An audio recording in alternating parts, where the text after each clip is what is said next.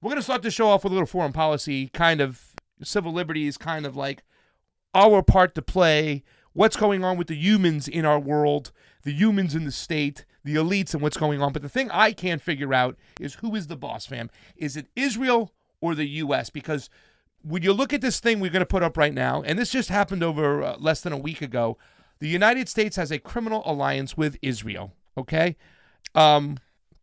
This is one of our situations, fam. You know about this. You talk about this a lot. We talk about Abby Martin's film and whatnot, but take a look at this. The thumbing his nose at the Geneva Convention, the Rome Statute, the UN Security Council, and the UN General Assembly, and the International Court of Justice, Donald Trump decided that Israel's unlawful construction of Jewish settlements in occupied Palestinian territory is lawful. The policy change is part of Trump's pattern of seeking to legitimize illegal Israeli practices. What's that? To legalize illegal Israeli practices. Sorry. It panders to Israel at the expense of the Palestinians while aiming to burnish Trump's bona fides with the Christian Zionist base. So you can see down below the next paragraph, it says the timing of this was not tied to anything that had to do with the domestic politics anywhere in Israel or otherwise. And that's what Pompeo is saying, because right now, your boy Netanyahu, he's under indictment. He's being charged with bribery and fraud. And the reason why I put up the Al Jazeera one is because I no longer want to sit there and justify or solidify mainstream media's points. And this is all over. This is in the Washington Post, the New York Times. All these papers have reported on what is going on. And it's, once again, it's just this practice of bully imperialism, fam. But the Democrats, they're really not the opposition to Donald Trump. They say this all the time. And you can see this right here. And I put this article up, and this is also something happened. Why the hell did the Democrats just extend the Patriot Act? Okay, so in a leadership bill, a bill that just came forward with funding, leadership has stood by, and it rolled up the Patriot Act, the extension of it. Now, all this talk of Donald Trump is not fit for office, he's crazy, what's going on. First, it was the FISA courts. That's when we saw that, family. We said, there's no way that this party is the opposition to Donald Trump. Here we go again. And before we go any further, I would like to hear your opinion on what you think about this right now. A lot of people aren't talking about this. The mainstream media is not talking about it. Guess what? The Patriot Act is going to be extended, fam, and that's the biggest violation on our civil liberties. Well, they consistently vote in line with Donald Trump. They did this also regarding the military budget, and they continue to do this because they're not in opposition to Donald Trump. They're in opposition to people like Bernie Sanders and Tulsi Gabbard, who challenge the status quo, and that is ever the more clear. And what worries me is even People like Ro Khanna have supported this Patriot Act, and this was brought up to my attention by both Berners and Tulsi supporters.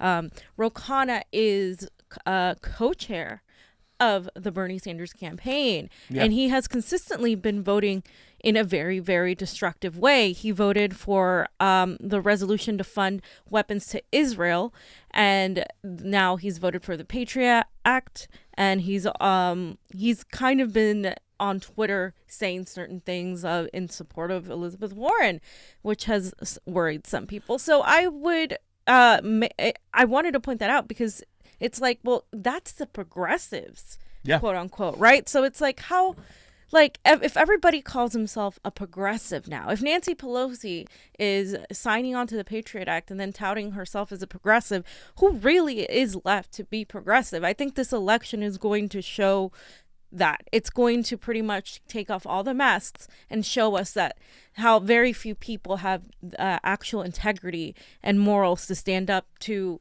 actual change, to actual systemic change, because otherwise this is going to continue. And there's no way they're going to continue. I mean, people are fed up with the whole, like, oh, you need to vote for X-Democrat because Donald Trump. I mean, we're just done with that. And they think they're going to be able to get away with this, voting this way, being hypocrites. They think they're going to be able to continue. And I feel like the majority of the American population either won't participate or you'll have Donald Trump again. And that's that. And, I think that's great, too, because it really, I mean, we're so divided amongst each other. You know what I'm saying? Right. When we talk about the left, everybody calling themselves a progressive, you know what I'm saying? Yeah. But let's take a look at a couple of the pros and cons, mainly the cons, because of the Patriot Act really quickly. Because, remind me, what is the Patriot Act?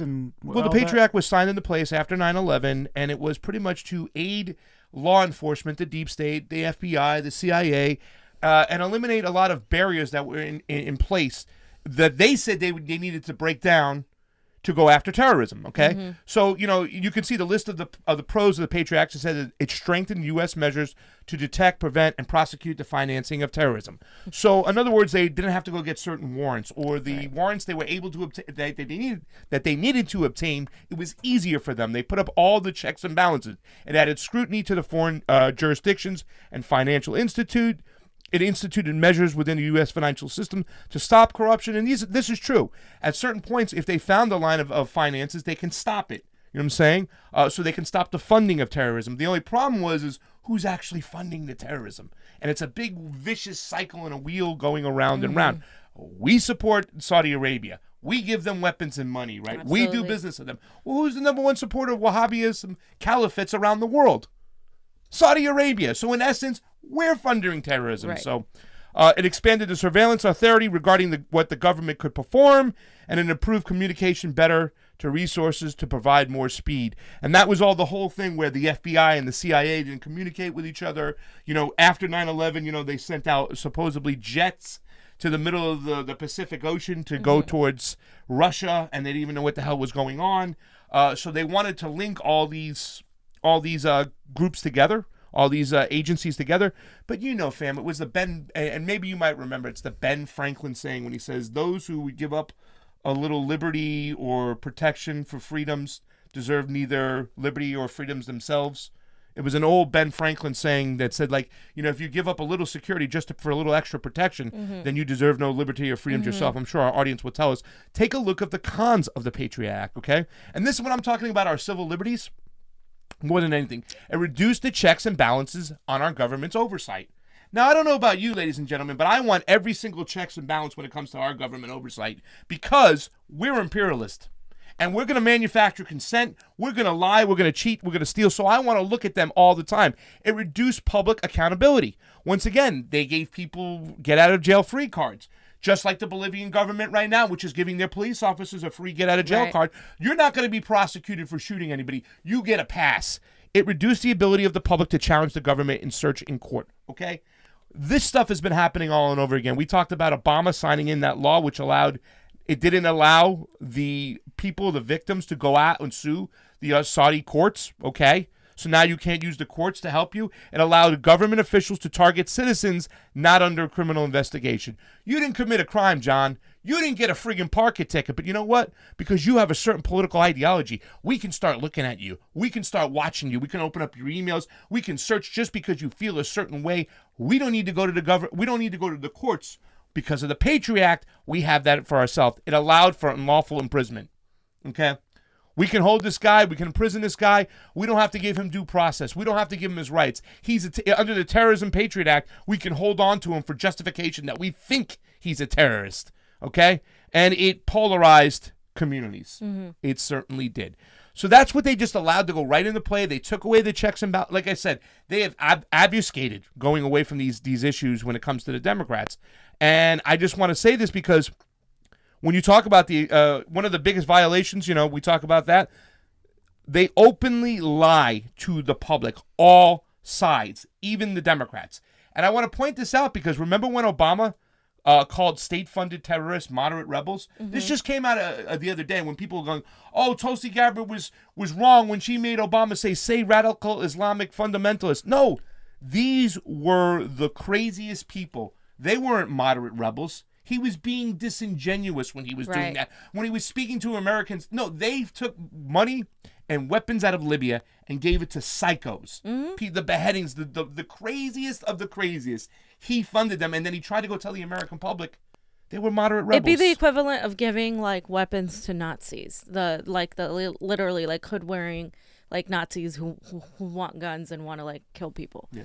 That's the equivalent. Which he did in and Ukraine. It's not because it's not about just the fact that they're Muslim. It's not like we're inciting hate against Muslims. This is fundamentalist, and any sort of fundamentalist, whether they're Christian, Muslim, or whatever they are, it is a danger. So that's basically what we do. We fund fundamentalist mindsets and then turn around and send people to fight them. Yeah. Which even in this article, it says moderate, in quotations, rebels armed by Obama join Al-Qaeda and ISIS. The same people who killed us, the same people we're supposed to be fighting, we funded it. And only one person had the courage to say, no, you're not allowed to call them moderate rebels. Right. You're lying. And for that, they smear her by saying, oh, you're an Islamophobe. You're, right. You know what I'm saying? Because you got to say this stuff. You're trash. Wrong. These are the same tactics, fam, that Reagan used back in the 80s to fool the American people about the Contras in Nicaragua when they were fighting against the Sandinistas.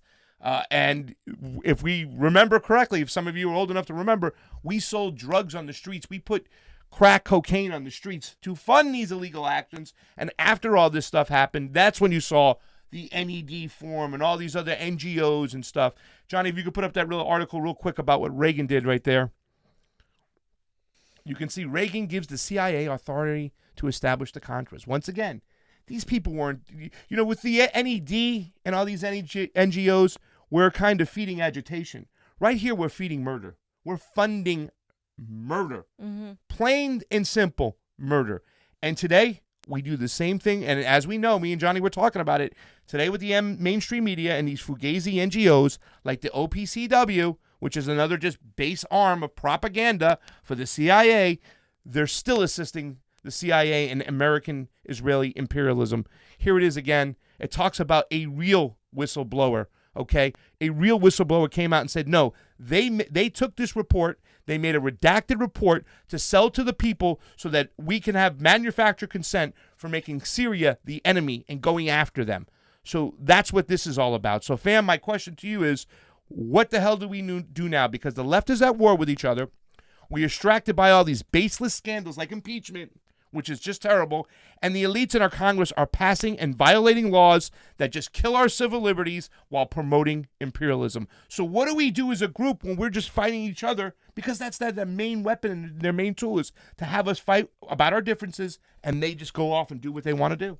Well, I mean, we bring this stuff to the attention. I mean, we listen to mainstream media, we call our Congress people, but what we really have to do is stop trying to unify something that can't be unified. Like, I don't believe the Democratic Party can unify against Donald Trump. That is a facade. The Democratic Party is made up of so many different facets of people that are just frustrated because they have nowhere else to go because third parties, the system is designed in a way to keep third parties down. And I think this election is going to show us like whether we can form a new party or not. And I think we need to continue pushing for outside voices like third parties, whether it's green, whether it's a new one, to be heard, because that's the only way you're going to see some accountability from the Democratic Party is when people take to the streets, when people demonstrate like the way Bolivians have demonstrated, the way people in Chile have demonstrated, the way people in Brazil have demonstrated. And France with the yellow vest, we have not done that. I think it's coming to the point where we need to do that. Yeah. And we haven't. And I think it's ridiculous. Like, we're not going to unite because I'm not the same. Like, Republicans think Democrats are all one monolith, and we're not. Yeah. Like, I'm not the same as a Hillary Clinton supporter or even a Warren supporter. I am not remotely close to being on that end of the spectrum. I am far to the left of that. In fact, Bernie Sanders in the international level is actually close to being he's left of center.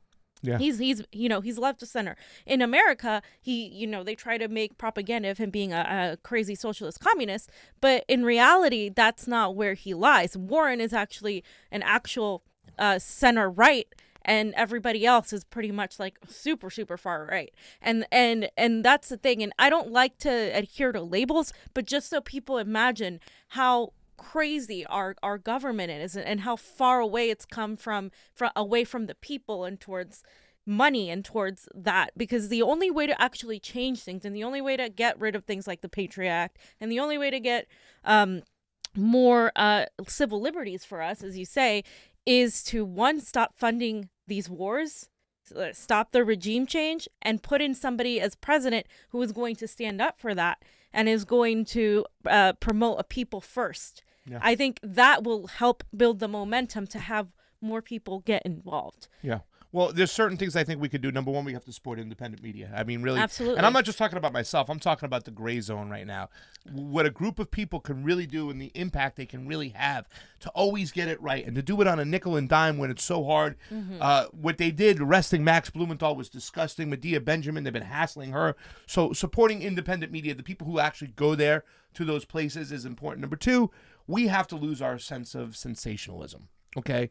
I mean, I'm not one to trash Obama just because I find it fun, okay? Yeah. I don't get joy out of it. I knocked on doors for the man.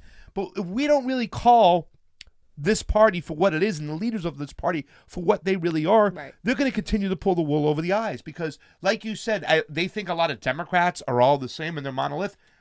I think a lot of Democrats are guilty of the same practice of pointing the finger at the right before and saying the right was the same when they had a movement with their Tea Party where they were somewhat anti-establishment, and through the front door, walking out the front door was Donald Trump because of it. And I remember us lumping them too as well. Oh, the right, the right, the right. No, there's different facets of the right.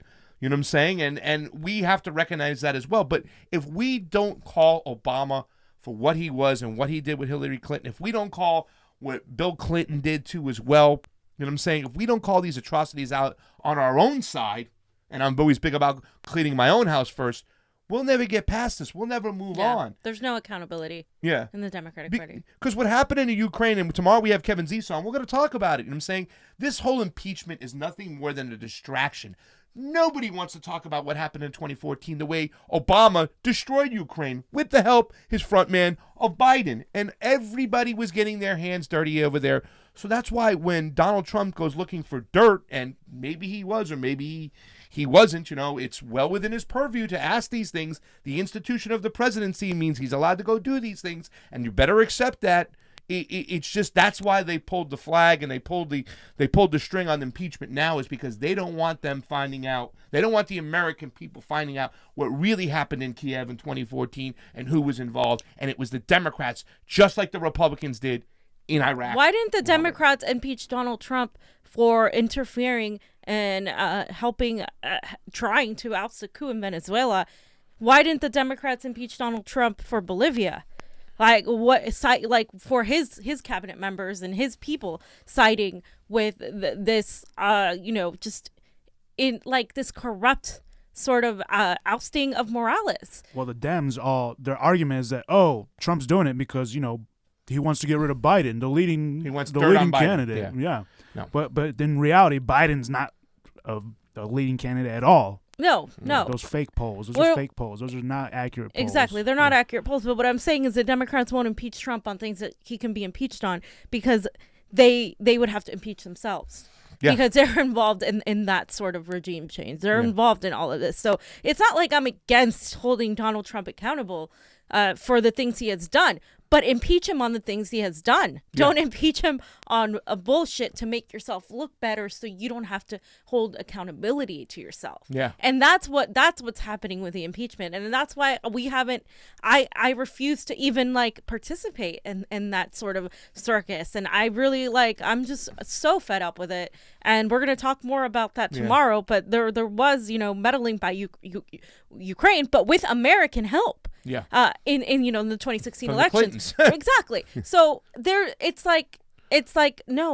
I just won't participate in that circus of this trial. We're in the middle of an election, and the Democrats want to pretend they want to impeach Donald Trump to get rid of him while continuing to push these vile politicians to run and continuing to ignore and smear Bernie Sanders. Yeah. So and I think that's the argument too, though. A lot of people say this, is it really a fair assessment that Donald Trump is really going and kind of digging for dirt in the Ukraine because he wants to smear Joe Biden, or is it really because he wants to clear his name on Russiagate? Is he really being genuine about as far as looking for real corruption, whatnot? I mean, that's a valid argument if you want to say that, okay? Right. But let's be honest. We know what happened in the Ukraine in 2014, and there's no way they can escape that, and they're trying to escape that. And the main thing is that nobody, especially in the Democratic Party, thought that Donald Trump would ever win this thing, and they would ever have to speak for their sins that happened there. You know what I'm saying? Well, guess what? The chickens is coming home to roost, and now your ass is caught in your hands in the cookie jar. And guess what? Tomorrow on Independent Media, we're going to talk a little bit about, I don't want to ruin what we're going to talk about tomorrow, but we have Kevin Zeese here. We're going to talk about some impeachment, but we're going to talk about, and that's what the Democrats do now. They start praising people. They start propping people up. This person is so courageous for saying what she said and doing these things. Like, no, you got a dirty trail and you were involved in it. They do this all the time. It's so fucking obnoxious. It's terrible. I'm so done with it. None of them thought that Donald Trump would win, and now it's like a deer in headlights. Boom. John Kerry, his son, Hunter Biden, Paul Pelosi, Adam Schiff. You know what I'm saying? Adam Schiff for brains. Jesus. Sorry. Again with this guy, you know what I'm saying? Trying to cover up the fact that Igor Pasternak, who got lucrative contracts with the new government after the bloody regime change. And that's the thing. That's why I kind of got mad at Tulsi Gabbard for tying her name to this particular impeachment, because this impeachment is all about a distraction. The inquiry.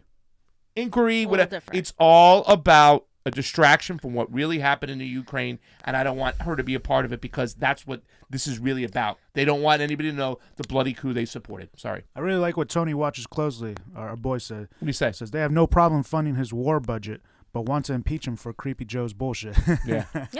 Yeah. Glory Jones with a Super Chat contribution. Thank you for the Super Chat contribution. It is always appreciated on the couch. Glory just wants me to punch you eventually. Yes, I know she that's does. what she does. Free Assange. He could die if he doesn't get help. Absolutely. I agree. That is something 100%. that's so disgusting that's going on. There are a lot of ins and outs to that situation. You know, and the only person that's really, really like taken a side on this has been, well, before Mike Rovell had said something, but Tulsi Gabbard has been the sole presidential candidate to speak about, you know, how we need to pay attention to what's happening to Assange, and how this is so important for you know, our freedoms. And again, if we had a chance to ask Bernie Sanders that question, I would ask him that question again, because I believe it's something that he needs to stand on. I think a lot of people, a lot of my comrades on the left dismiss that because they say, well, he's running and it's so dangerous. I'm like, no, dude, like we're past that. We are past that. This is fascism. I mean, people think fascism only exists on the right. It exists on the left as well, because it's not really the left. That's the thing. It's all part of the same monolith. It's part of the same. Yeah. We're gonna spy on you more, so you don't commit a crime. Or versus on the right, it's like, well, you know, we're gonna promote a sort of like one nationalist type of government. It's the same thing. It all ends up in the same place, because they're all part of this like centrist like mindset that's so outdated from what this generation and the coming generations want. Yeah, it's just wrong. And Eder 120V Bear says Trump will win re-election in a landslide because the impeachment circus makes the Democrats look like insane people, and that a lot of people are saying that too as well. And Chris Brand even says, I believe the corruption will be exposed and the Dems are just panicking. Good. Yeah, I mean, I think he'll win unless they nominate Bernie Sanders. I mean, I think either they nominate him. I mean, you know, if Tulsi gets in far enough, I feel like she could win. But those are the only two. I do not see anybody else being able to actually win against Donald Trump.